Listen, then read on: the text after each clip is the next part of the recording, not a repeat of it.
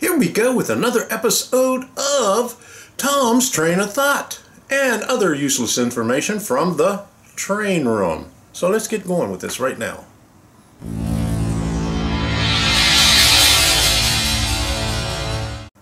I'm Tom Kovichak and this is Tom's Trains and Things.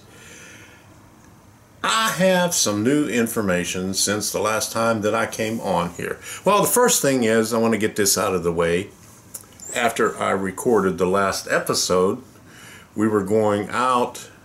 We've been trying to wean Sadie off of going with us because once she had the surgery, she went with us all the time. So we leave her at home, and we've been leaving her at home a little bit longer every day, and then occasionally we'll go out. Well, Sunday afternoon we took her out just to go for a little ride and go down to Oaks Farm and get some vegetables down there. And on the way down there, this guy from Ohio decides that he wants to make a U-turn. And this was in a lane from, you can make a left-hand turn from the opposite direction. So he tries to make a U-turn in there, and there's no place for him to go. He could have had room to go out and get out of the lane, but he didn't. So I stopped, and then boom, somebody hits me from behind. And it was this 17-year-old kid, and he was just shaking like crazy. He was scared as hell, and he was already, even before he got out of the car, he was on the phone with his dad. So, we pulled off to the side, and I waited around for his dad to come, and just this little bit of damage. He wanted to do it outside of the insurance because his rates would really jump up if he claimed that on insurance. So he told me to go down and get an estimate and send it to him. Well, just from a couple of little, and I have a Mazda CX-5, a 2013, and it's got a cosmetic bumper on it, and it goes all the way around, and it even goes up, and part of it's painted around the sides. So I got an estimate. It was almost $700, and it would take 2 to 3 days to work on it, I guess, because they have to paint half of it and stuff like that. And so altogether it comes out to about $1,000. Well, I texted them the pictures of all, the estimate and stuff like that. Haven't heard back from them yet, but that, I just wanted to get that out of the way right there. Exciting things happen. Okay, we are going to extend our vacation even a little bit further than what we first anticipated, because my daughter texted me and says, well, McKenna is having her confirmation the week before her birthday, or the weekend before her birthday. So we had to move some appointments around up earlier. Debbie had an appointment, and I had an appointment that week, that the week before we originally planned on going. So we had to move it up a little bit earlier, and you don't know how hard it is to get appointments changed around here with all the snowbirds here. I mean, it's crazy. Like for my regular physician, if I make an appointment, it's 2 months out. So it's really hard to get appointments, and it's really even harder to get them changed, but we managed to do that. But we're going to be leaving a week earlier, probably around the 23rd of April. So that only gives us about 3.5 more weeks before we leave. But one thing that we are going to do, remember on the last episode I asked everybody if there was some places that we could go, and I got a comment from Dave Hostein, aka Sparky107107, reminding me about his Steamtown get-together. And I was always thinking, since he put that thing out in about 6 months ago, I thought, oh man, it was in April or something like that, but actually it's in May. It's May 18th, but he's staying there 17th and 18th. I'm going to do the same thing, go up there on the 17th and 18th, meet him up there. And he has a bunch of other YouTubers that are going up there, and also they're going to have a dinner on one of the dining cars that he had to reserve for it. He has from as of last week, he has 16 more spaces to fill. Now I'm not sure if they have to be filled for him to make the quota or what. I'm not exactly sure. He didn't say, but he needs 16 more people to sign up for it, and it's $75 a pop, and it's on the 18th of May in Scranton, Pennsylvania. And it's I'll leave the information up towards the end of the video here about where you could contact Sparky. Actually, you can go to his channel, and he has a video on Steamtown. He has a video on the dining car, and also Roy Smith from, let me see, this Evanston subdivision.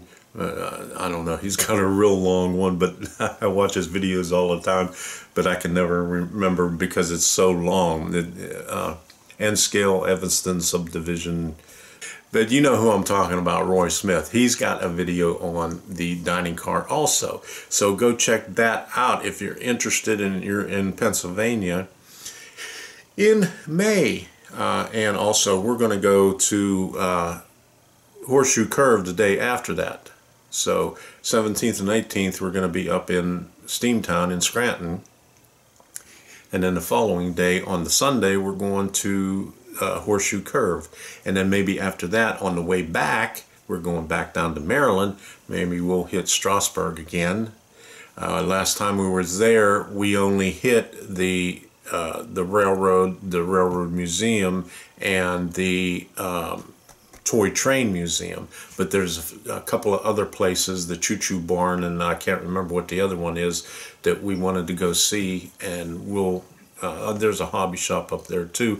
And there's one YouTuber that said the next time we're up that way, let him know, and he'll take us over to and see hit their club layout. So maybe we'll get to do that also. So that's coming up in May. It's going to be a long vacation. Like I said before, I'll try to hit as many places as I can. And if you're up that way towards Baltimore, let me know. I know about 2 guys up there that I told them I would go see. You know who you are. But if there's anybody else up there in the Baltimore area, like to say hello, then let me know about it. And what else do we got going on? I plan on doing a module. I've been thinking about this for a while, and mainly because a lot of the projects that I want to do, I want to show the top and the bottom, from underneath, how I'm doing it, because that's what's holding me back on the crossing gates, because I got places on here for the crossing gates, but it's hard for me to show it up and down because of the way I have this here. When I built this, I didn't build it for videoing everything. I mean, it's kind of hard to do unless I do it under the steps over on the other side. But I plan on making a module, but it's going to be 2 foot by 6 foot. And the reason because of that is, at Home Depot I can get a 4x8 sheet of plywood and have it cut down 2 foot this way and then 2 foot that way. That'll give me 2 2x6 pieces and 1 2x4 piece. Okay, so I'm going to do a 2x6 module. And there's a couple of different ways that you could do modules. There's an NMRA standard. There's the Fremo standard, and then there's model railroad clubs that just do their own thing. They go maybe by those standards and make modifications on there. But let me know if you have a module or you belong to a club. How do you do your module? How do you make the connections on it? And how do you attach it? I know I see a lot of people using PVC as the legs on there. I'm not too fond about PVC for legs. Let me know your thoughts on that, if you use the NMRA, the Fremo, or your variation of either one of those. You know, and I plan on doing some projects on there, and I don't know where I'm going to put it. Probably have to put it downstairs because I don't have any more room here, unless after I finish all this. I don't know. Probably downstairs. Okay. That's what we got going on with that. I want to thank Steve Riley for his contribution. He sent me $25 by way of PayPal. And if there's anybody else that would like to contribute by way of PayPal, it's PayPal me, tomstrainsandthings. I have the link down in the description. And I also would like to thank everybody from Patreon for contributing every month religiously for a long time. And then there's a couple of newcomers on there, and then I'll put all the names over here, and I'll give it time for it to go. And I want to thank you very much for all your contributions. It's helping out a lot. I wouldn't be able to do a lot of things here if it wasn't for the contributions from PayPal and people sending me contributions through PayPal me. So thank you very much. Also, I got some new stuff coming in. I have some stuff already. Remember, I did the video on the servos where I used an I2C card where you could hook up as many as 16 servos, and I said I'm going to do one on the inputs also, and I have one of those shields right here. It's made by Deke Robot. Okay, and you could add 16 inputs in addition to the inputs on there already. So you can see you have blue ones here. The blue ones are analog inputs, and the green ones are the digital inputs. So, and you also have the digital ones that are already on your Uno over there. And I also got one for a Omega. And basically what it does is it doesn't use I2C, but it uses the 3 pins where, let me get it out and I'll show it to you. It uses the 3 pins so you can make up your own little harness where you could just plug the thing in. Oops, here we go. This right here, let me get it up the right side, right there. And what that does is these 40 pins on the back is brought out to over here, and you also have a prototyping board over here so for your projects. But this is the same way. The blue is for the analog inputs and the green is the digital inputs, and like I said, it's in sets of 3, so you have your power, your ground, and your signal. So that makes it a little bit easier with you still have the same amount of wires, but it makes it a little bit easier to get I can't close this box now.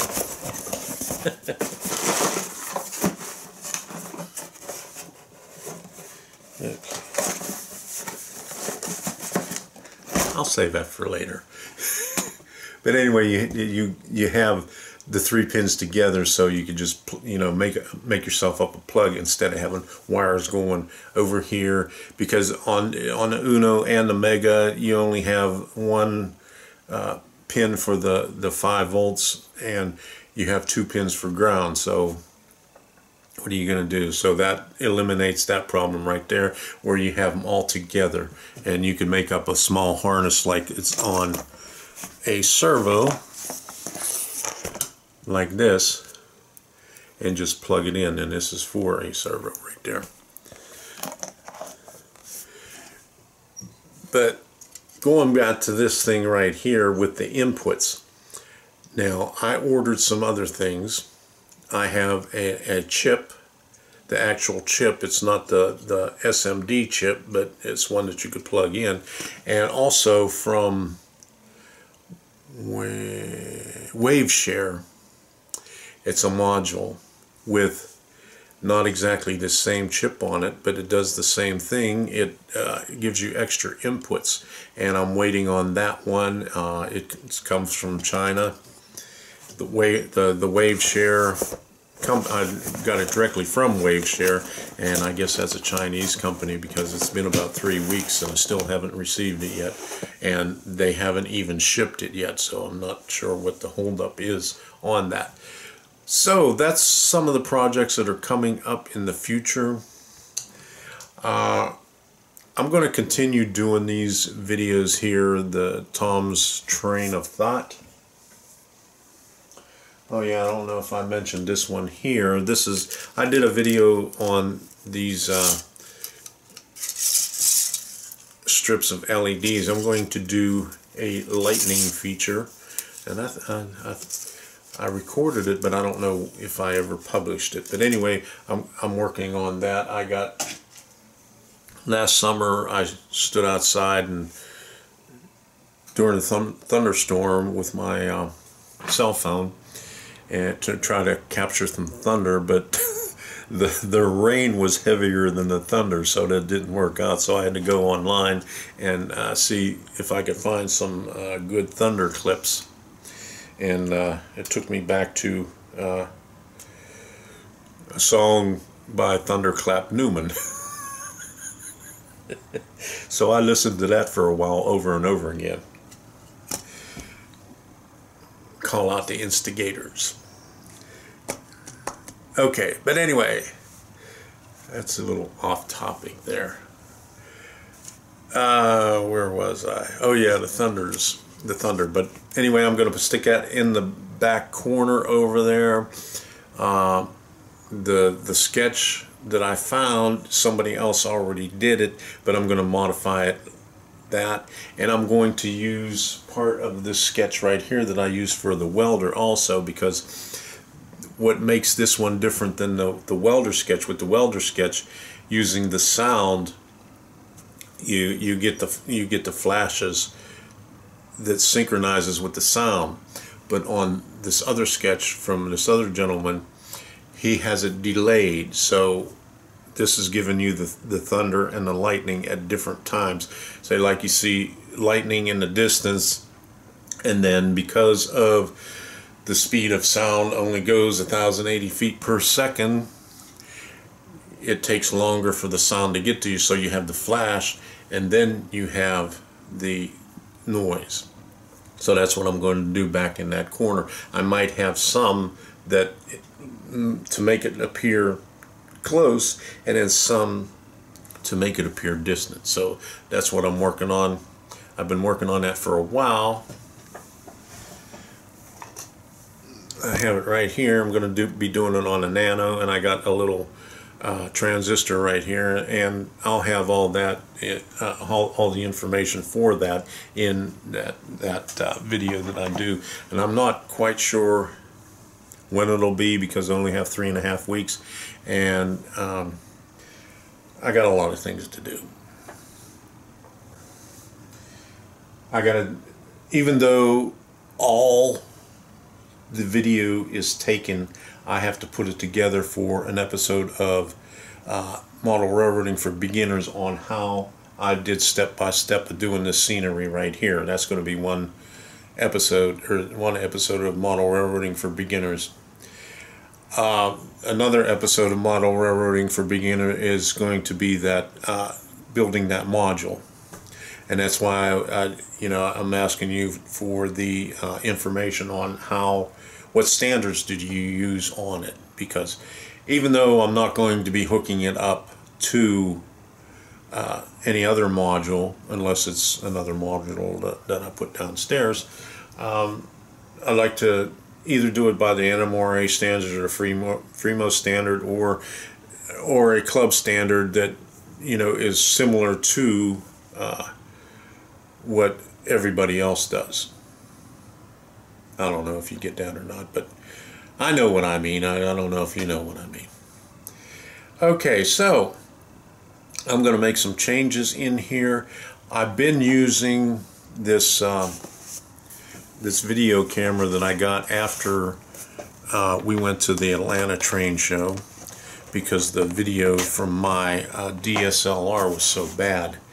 I've been using that here, but I want to put it directly into the computer, and the only way to do that is to get a little box. Unless I do it through my video editing software, I could do that directly. But I bought one and it didn't quite work out too well, so I ended up spending a little bit more money and getting one of these, the AJA UTAP HDMI, and you can only hook up one, and it's not cheap. It was $295 for this thing, but it's going to serve its purpose because I'm going to be using this video camera along with my two Logitech cameras and doing my videos from there. And eventually I would like to do this as a live stream. I may experiment with it before we go on vacation, but definitely I'll be doing it as a live stream when we come back at the end of May, maybe even June, who knows. We're not on a set schedule. We don't have to be anywhere at a certain time, other than, you know, we already made reservations for a few things, so that's the only thing that's binding us to a certain place at a certain time. But to be back here at any given time, you know, it doesn't matter. We stay at my daughter's house. It doesn't cost us any hotel rooms or anything, just, you know, buy food and stuff like that. But what else?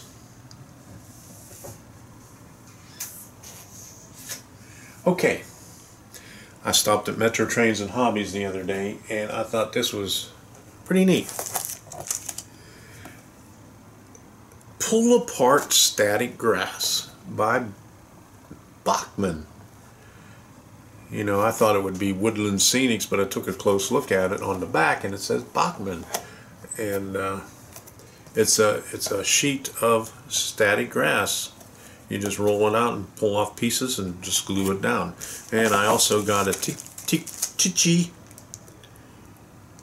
I call it tiki, you know, and if you look at it, it's Tiki Train Group, but it's a billboard, Chesterfield cigarettes with Bob Hope on it. So we'll stick that up on a buildings someplace. Okay, I forgot one thing. This weekend, April 6th, we're going to DeLand, Florida for a train show. And I just got a box in. That's from Walters. The two instant buildings, you know, those little flat things like this.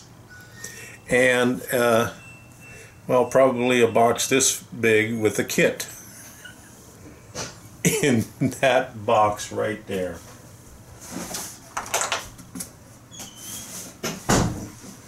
That is a big one. I bet you that's 95% packing material.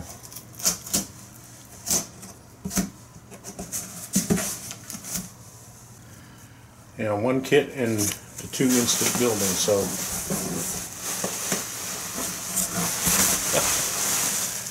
a lot of bubble wrap.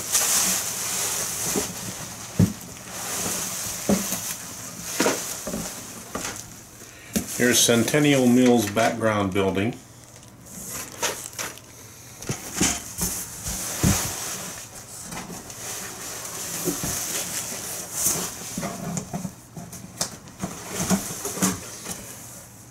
I got their latest flyer, or mini catalog, monthly catalog. And here's what I got.